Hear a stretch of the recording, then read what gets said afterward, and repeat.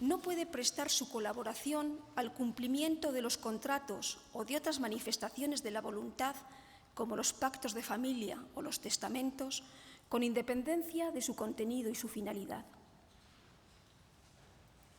La dificultad que se suscita entonces es identificar las razones que permiten al legislador y al juez, en sus respectivos ámbitos de competencia, limitar la autonomía privada, puesto que en nuestro sistema jurídico la autonomía es la regla general y las limitaciones se contemplan como excepción. Esta tarea presenta para el civilista un indudable interés dogmático, porque permite contemplar de manera transversal el derecho civil y el importante papel que esta rama del derecho desempeña en la ordenación de las relaciones personales y económicas de la sociedad.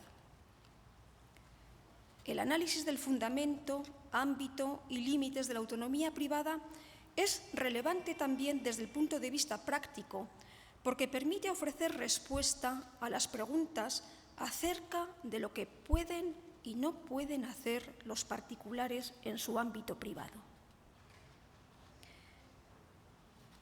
¿Pueden unos padres que se separan pactar que uno de ellos no tendrá ninguna obligación respecto de los hijos que tengan en común? ¿Pueden firmar con un club un contrato que comprometa el futuro profesional deportivo de su hijo menor? ¿Pueden pactar un hombre y una mujer que el primero le donará su semen sin que ninguno pueda ejercitar una acción de filiación para que se establezca la paternidad? ¿Puede una persona nombrar a un representante para que se haga cargo de todos sus asuntos cuando envejezca? ¿Puede la ley imponer a una pareja que no desea casarse todo un régimen de derechos y obligaciones semejantes a los que derivan del matrimonio? ¿Y puede la pareja pactar ese régimen con total libertad y con cualquier contenido? ¿Puede un matrimonio pactar que uno de ellos requerirá para sus actuaciones profesionales y económicas la licencia del otro? ¿Y que necesitará su permiso para cambiar de trabajo? ¿Y que deberá indemnizarle si se quieren divorciar? ¿Puede un novio, antes de casarse, renunciar a todos los derechos que legalmente le corresponderían según la ley en caso de divorcio? ¿Queda obligado el esposo que se compromete a pagar una pensión al otro, aunque éste trabaje y no la necesite? ¿Puede una señora nombrar heredero a aquel de sus sobrinos que se afilie a determinado partido político, o que no se case, o que no lo haga con persona de determinada etnia? ¿Puede un padre nombrar heredera de todos sus bienes a su esposa? Y dejar en herencia un bien a un hijo con la condición de que no lo pueda vender hasta cumplir cierta edad, o de que nunca lo venda y deba transmitírselo a sus hijos y estos a los suyos, y así indefinidamente, de generación en generación. ¿Puede una empresa del sector negarse a asegurar a un niño con síndrome de Down o a una persona infectada por el VIH? ¿En qué condiciones puede un consumidor negociar con su banco una nueva cláusula suelo en la que se rebaje el tipo de interés, o asumir el pago de todos los gastos de constitución de la hipoteca y todos los impuestos? ¿Puede el propietario de una vivienda venderla o regalarla con la obligación de que se vincule a determinado destino? ¿Se puede imponer un régimen de comunidad en el que ninguno de los comuneros pueda vender su parte a terceros ni pedir la división de la cosa común? ¿Puede un promotor que construye una vivienda imponer a los sucesivos compradores determinado destino de las fincas? Todos estos ejemplos pretenden mostrar la trascendencia práctica del ámbito de la autonomía privada para la vida ordinaria de las personas. En el desarrollo de esta lección no voy a intentar responder a estas ni a otras preguntas que a ustedes mismos se les hayan podido plantear en su experiencia personal o que pudieran imaginar. Mi objetivo, más ajustado a los minutos que restan, es identificar algunas de las líneas de pensamiento que en esta materia se están reflejando en la producción legislativa, en la doctrina y en la práctica de nuestros tribunales, para hacer del derecho civil un derecho a la altura de nuestro tiempo. Con este fin, a continuación, trataré de mostrar la forma en la que se lleva a cabo la ponderación entre la autonomía privada y los principios que justifican su limitación en las diferentes partes en las que sistemáticamente se clasifican las materias del derecho civil.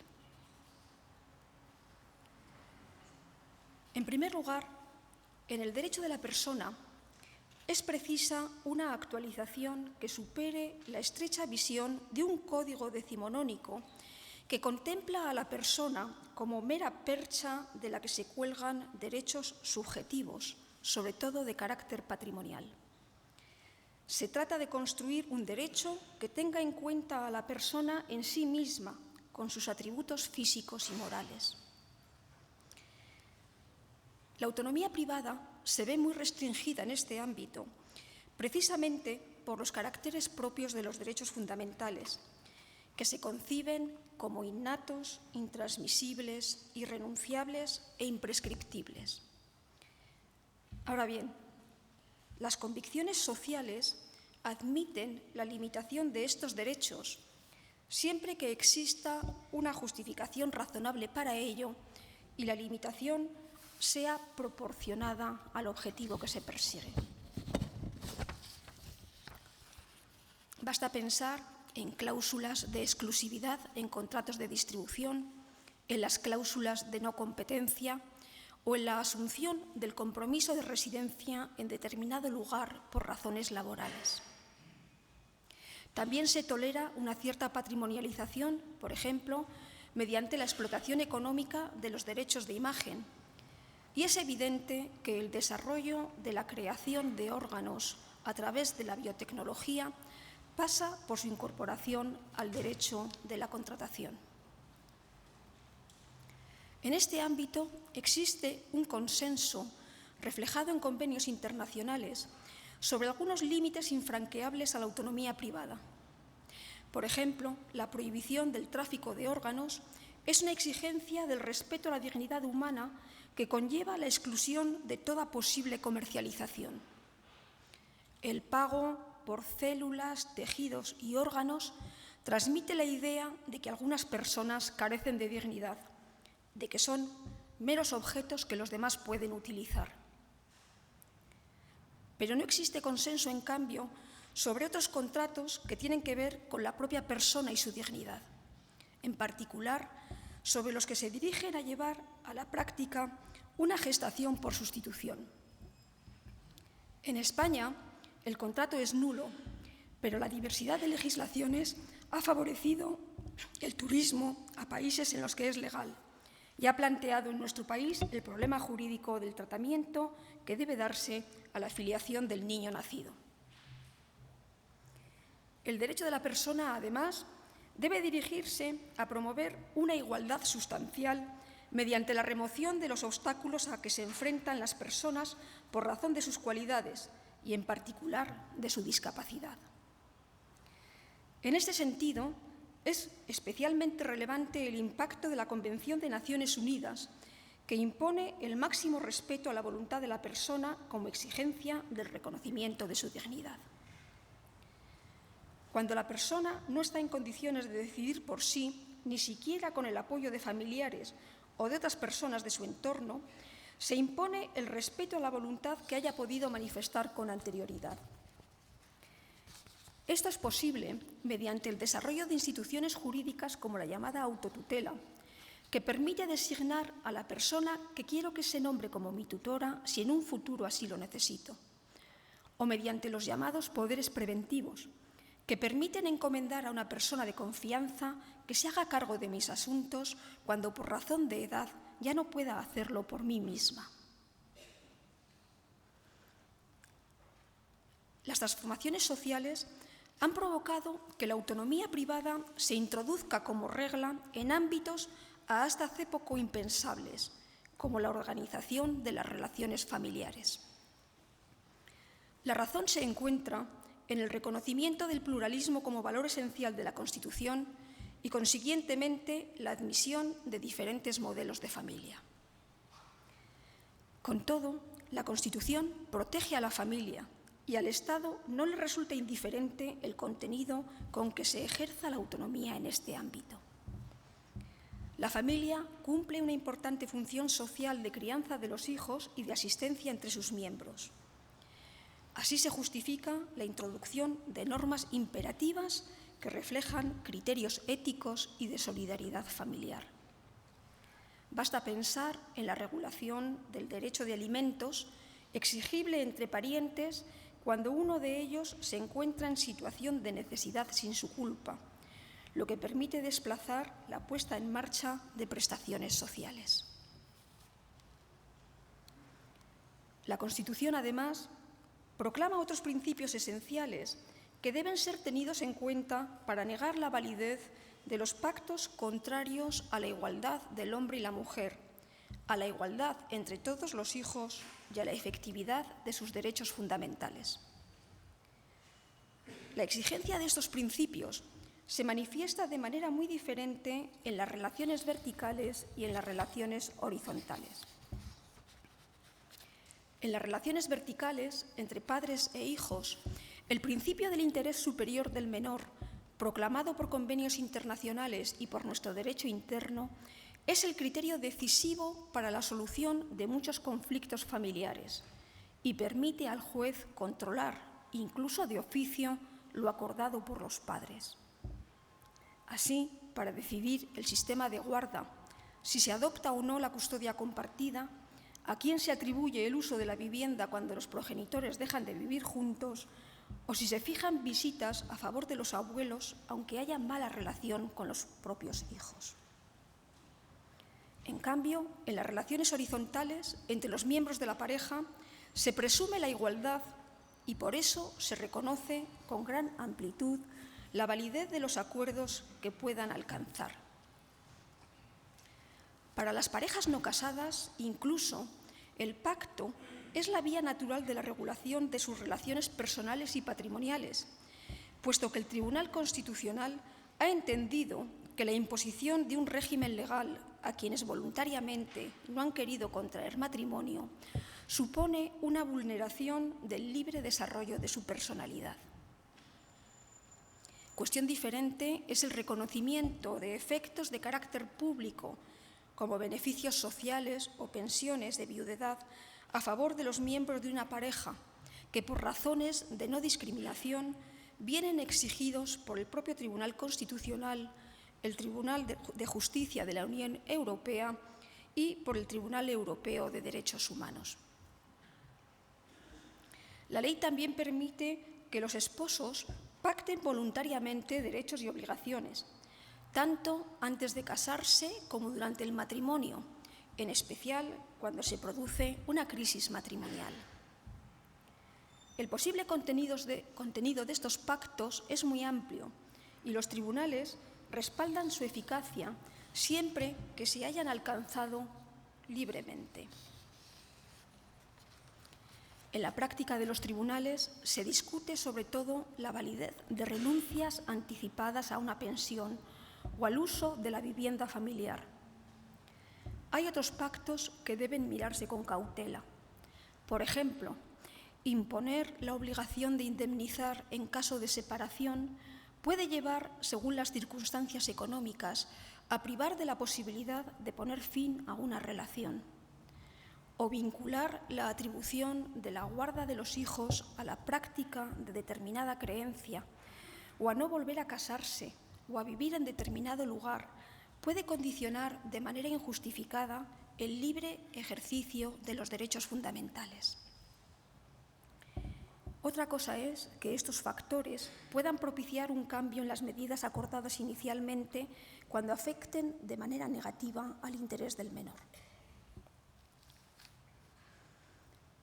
En el ámbito del derecho de sucesiones, la expresión con la que se hace referencia a la autonomía privada es la libertad de testar, entendida como la facultad de decidir el destino de nuestro patrimonio para después de la muerte. La libertad de testar se enfrenta a dos tipos de límites, el derivado de las legítimas y el que resulta, otra vez, de los derechos fundamentales. El primero de esos límites, es decir, el derecho de ciertos parientes a recibir una parte de nuestra herencia, tiene en sus orígenes un fundamento de solidaridad intergeneracional. Pero las últimas reformas legales en materia de derecho de sucesiones tienden, si no a suprimir, sí a debilitar la legítima, ampliando de esta forma la libertad de testar. Esta evolución atiende a razones sociológicas, fundamentalmente la diversidad de los modelos familiares, la ausencia, en la mayoría de los casos, de un patrimonio familiar que transmitir y el aumento de la esperanza de vida, lo que explica que los deberes de alimentos se hayan satisfecho cumplidamente en vida y resulte preferible atender a la situación del testador vulnerable. En cambio, cada vez desempeña un papel más relevante la tutela de los derechos fundamentales, que está permitiendo discutir la validez de testamentos que discriminan por algunas de las razones proscritas en el artículo 14 de la Constitución. Por ejemplo, un testamento racista o sexista que excluye a los hijos casados con personas de una etnia diferente o de determinada religión, o a las hijas por el hecho de ser mujeres, o a los descendientes no matrimoniales. Según la doctrina del Tribunal Constitucional y del Tribunal Europeo de Derechos Humanos, sería contrario al principio de igualdad. En el derecho patrimonial, la autonomía privada se manifiesta mediante la denominada libertad contractual, que no goza en el derecho civil actual del alcance que tenía reconocido en épocas anteriores. El presupuesto del reconocimiento de la autonomía es la simetría del poder negociador. De allí la necesidad de que el legislador y los tribunales intervengan cuando la desproporción entre la fuerza contractual de las partes permita apreciar una situación de asimetría. Posiblemente los aspectos fundamentales del desarrollo de este principio por el legislador español y europeo son el incremento de los deberes de información a cargo del empresario y del profesional y la abusividad de determinadas cláusulas no negociadas. En la actualidad, al principio clásico de inmutabilidad, precisamente como reflejo del respeto a la autonomía, se opone la admisión de la modificación del contrato, sustituyendo la cláusula contractual por lo previsto en una disposición legal. Ahora bien, de acuerdo con la doctrina del Tribunal de Justicia de la Unión Europea, la integración conforme a la ley no siempre tiene lugar en los contratos con consumidores, donde a veces, sencillamente, se elimina la cláusula abusiva, porque de lo contrario, si la única consecuencia fuera la reducción del límite legal, no se eliminarían los incentivos para su utilización.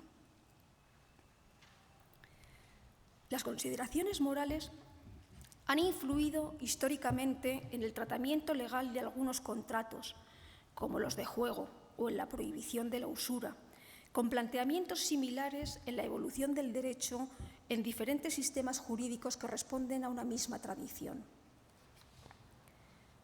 En los últimos años, la moral se ha desplazado del ámbito de la vida amorosa privada, de lo que daba cuenta la jurisprudencia no tan antigua sobre nulidad de las donaciones a favor de las concubinas, y no desaparece, pero funda hoy, dentro del concepto de interés general, la moralidad en las relaciones económicas.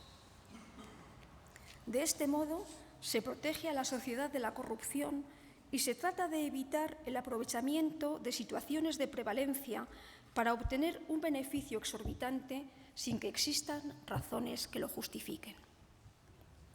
En este contexto, en un paso más, se está empezando a defender la integración en el derecho de contratos de las exigencias éticas de los códigos de conducta, cuando las empresas asumen responsabilidades que alcanzan valor publicitario o generan expectativas que dan lugar al nacimiento de usos con valor vinculante. Por su conexión con la ética, debe hacerse una referencia al papel que desempeña la buena fe en el ámbito de la autonomía privada. La buena fe es relevante en la interpretación e integración de los contratos y los tribunales identifican el contenido de la buena fe con la ética imperante, llegando al resultado de que acabe atribuyéndose a la buena fe un papel de control de validez de los propios contratos. La noción de orden público, que en el Código Civil aparece como límite institucional a la autonomía contractual, también se adapta a los cambios sociales y económicos. Como entidad flexible y cambiante, refleja en cada momento los valores fundamentales de la sociedad, que deben ser respetados de manera coherente en todos los sectores del ordenamiento. En el derecho privado se construyen categorías especializadas de orden público, como el orden público económico, integrado por las directrices constitucionales del sistema económico, libertad de empresa, seguridad jurídica, conmutatividad del comercio, equilibrio de las prestaciones, información de la clientela. Además, se está empezando a desarrollar otras categorías que permiten incorporar la protección de nuevos intereses sociales como límites a la autonomía. Un ejemplo es la aparición del denominado orden público ecológico, que se erige como límite de los contenidos contractuales contrarios a los principios ambientales y al mismo tiempo actúa como instrumento de reequilibrio contractual e impone a las partes comportamientos o deberes aunque no estén pactados expresamente. Por último, puesto que la igualdad es un valor constitucional fundamental, es preciso también dotar de eficacia a la prohibición de discriminación en el ámbito de la contratación privada. Frente a la tradicional consideración de que la libertad contractual permitía exigir a la contraparte de la manera más absoluta, se ha impuesto la exigencia de eficacia de los derechos fundamentales en las relaciones horizontales entre particulares, al menos cuando los bienes y servicios se ofrecen al público en el mercado. La consecuencia inmediata sería la imposibilidad de seleccionar a la contraparte con criterios de discriminación. Sin embargo, los problemas de prueba, así como la dificultad de encontrar sanciones efectivas, hacen que en este ámbito quede todavía mucho por hacer. Basta pensar en que las negativas de inmobiliarias y particulares a arrendar viviendas a determinadas etnias no se lleva a cabo de manera abierta y las mayores exigencias de documentación y garantías requeridas a los inmigrantes que solicitan un crédito al consumo se justifican formalmente por las mayores dificultades de acreditación de la solvencia y de posterior cobro a quien no tiene un arraigo en nuestro país.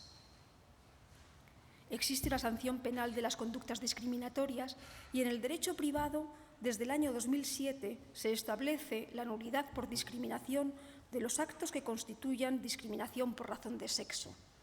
Y desde junio de este mismo año 2018, la ley declara también la nulidad de las cláusulas y pactos que excluyan a una de las partes por tener VIH o SIDA u otras condiciones de salud.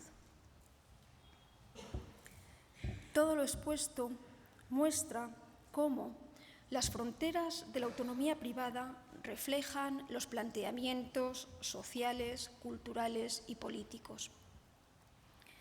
Constituyen un desafío y un reto para el jurista las transformaciones en las relaciones entre los particulares, en sus relaciones personales, tanto en el ámbito personal y familiar como en el económico, y la forma en la que estos cambios son contemplados por el derecho civil. Los problemas de validez y eficacia de las declaraciones de voluntad, de los actos y los negocios otorgados por los particulares deben resolverse tratando de alcanzar un equilibrio entre los fines personales de carácter individual y los fines colectivos de carácter social. En definitiva, partiendo del principio general de la autonomía privada e identificando las razones por las que puede limitarse para que la aplicación del derecho permita la realización de la justicia. Muchas gracias.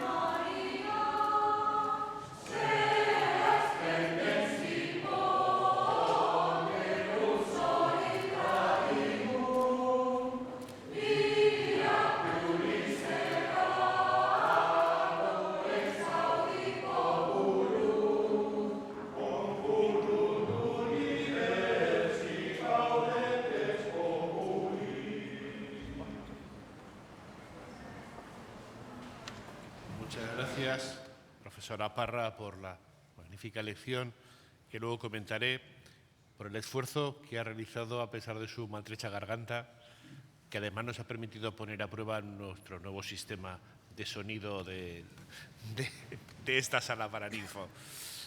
Bien, a continuación se va a proceder a la promesa o juramento de los profesores que han accedido a cursos docentes universitarios en la Universidad, a cuerpos docentes universitarios en la Universidad de Zaragoza durante el curso 2017-2018. A tal efecto tiene la palabra el señor secretario general. Ruego a los señores profesores que se pongan en pie para prestar promesa o juramento.